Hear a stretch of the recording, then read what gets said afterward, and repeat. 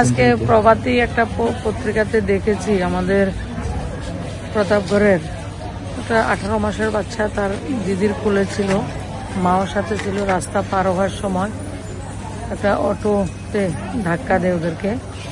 বড় বোনটারও 8টা সেলাই লেগেছে মাথায়। ছোট যে 18 মাসের বাচ্চাটা আনকনসাস অবস্থায় জিবি হসপিটালের যে আমাদের পেডিয়াট্রিক আইসিইউ রয়েছে সেটার মধ্যে রয়েছে। তারা বাবাটা রাজ্যকালে কাজ করেন, মা মানুষের বাড়িতে কাজ করেন। তো এটা শুনে দেখতে এসেছি। তো ডাক্তারবাবুদের সঙ্গে কথা বলেছি, ওনারা চেষ্টা করছেন যা যা প্রপার ট্রিটমেন্টের প্রয়োজন হয় ওনারা সময় মতো করবেন। কিন্তু অ্যাক্সিডেন্টের বিষয়টায় আমাদের রাজ্যে বা বিভিন্ন জায়গায় উত্তরোত্তর বৃদ্ধি পাচ্ছে। কিছুদিন আগে আমরা দেখেছি আমাদের একটা যুবক ডাক্তার যে সপ্তর্ষি দাস, ওনারও বহিরাজ্যে মৃত্যু হয়েছে।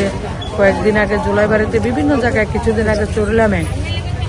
তো আমরা সবাই একটু এদিকে নজর দিন, যারা গাড়ি চালান, মোটরসাইকেল চালান, রাস্তার পথচারী সবাই একটু সাবধানে থাকলে মনে হয় ভালো হয়। এগুলি খুব অনভিপ্রেত ঘটনা।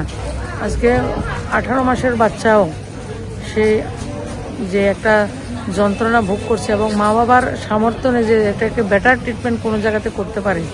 তো সেটা শুনে কিন্তু আমি এসেছি। মহিলাদের নিয়ে যাওয়ার কোনো চিন্তা ভাবনা এখনও ডাক্তারবাবুরা এটা সাজেস্ট করেননি। গত রাত্রে থেকে ওনারা ট্রিটমেন্ট করছেন এবং আজকের দিনটা গেলে ওনারা সাজেশন দেবেন আমাদেরকে। আমি সম্পর্কে থাকবো।